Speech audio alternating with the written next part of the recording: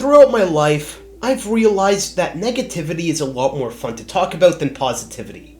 So, as much as I like Cedar Point and most of the coasters there, I also want to point out a way in which they all suck. Now, this may sound mean-spirited, and I'm sure it is, but hey, it's all in good fun. If you want to see my rankings, which is a more honest take on this sort of thing, I've posted a link in the description below. Right off the bat is Blue Streak, and man, I kinda feel bad for this thing. Cedar Point really leaves it out to dry. Such a historic classic, but for this to be the best Woody here is sad. Too bad they're too busy ripping on Zamperla instead of investing in a new GCI or something. Next up is Cedar Creek Mine Ride. It just kind of sucks, I'm not gonna lie to you. It's too janky to be a good family ride, it's too boring to have any thrill, and it's too historic to consider replacing. This is what I call coaster hell. Similarly, we have Corkscrew.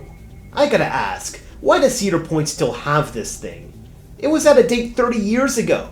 Hand it down to Michigan's Adventure or something, they never get anything. It can go right next to the... let me check my notes quick.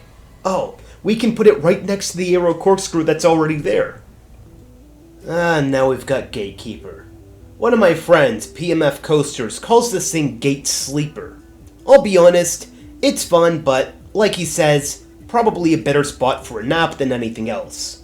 Also, I gotta say, Fury and Leviathan do the front gate coaster thing a hell of a lot better. Now we've got Gemini. I'm in a good mood, so I'll give this thing props. It is a much better name than Eraser. On the other hand, those turnarounds are so long you could probably read the morning paper on them. That is, if you're still reading newspapers. Now time for another Aero, Iron Dragon. I'll be nice for this one too.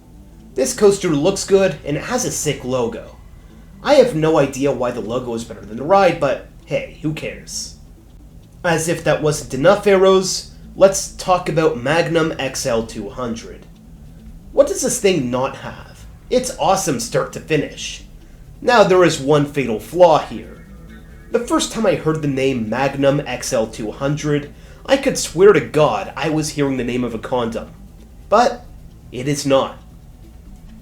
Instead, considering how hard those lap bars are, I would say it's another form of birth control. Let's talk about Maverick now. Now, how does one roast a coaster that's so damn good? Oh, wait, I know. This thing broke down faster than I could say removed Heartline roll. Moving on to Millennium Force, I would roast the lack of intensity or airtime on this thing, but I would then look like an idiot when I exposed the tears of joy I shed riding this for the first time. So, for my reputation's preservation, I will concede that Millie kicks ass. Now it's Raptor's turn. The problem with doing a video like this is that you get to rides like Raptor and you have no negative things to say.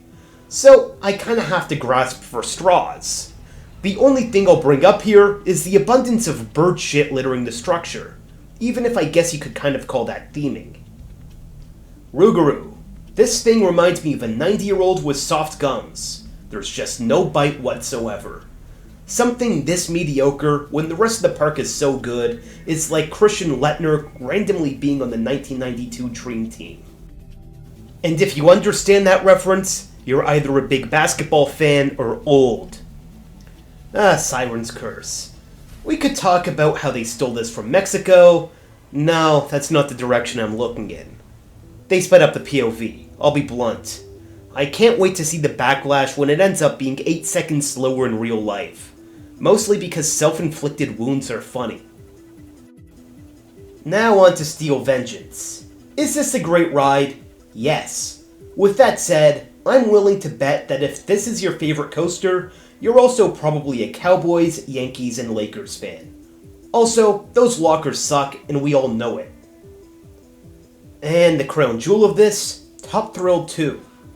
We sincerely appreciate your patience while Top Thrill 2's manufacturer, Zamperla, has been working diligently to complete a mechanical modification to the coaster vehicles.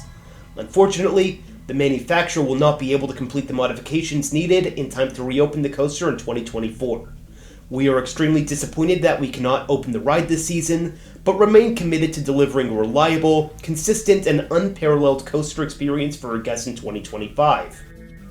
In the meantime, please accept our sincere apology for the disappointment and inconvenience.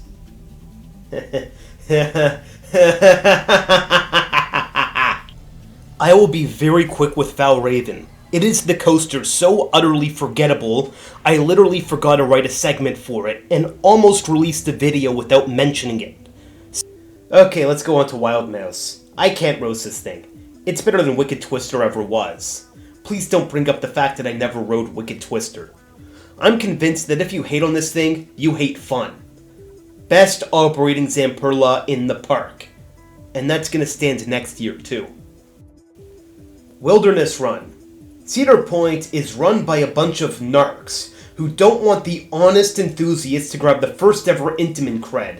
What a sick joke! Woodstock Express. You know, the fact Cedar Point built a family coaster instead of a hyper wooden coaster really shows how selfish they are.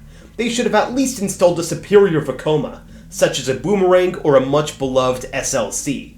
We all love SLCs. Well, that'll be all. To be quite frank, I loved doing that video. Very fun to write and record. So I'm hoping you'll see another, and please just take everything here as a joke. Or most things. The Steel Vengeance statement stands true. Alright, if you liked, feel free to like and subscribe. If not, leave a hateful comment. Thanks for watching.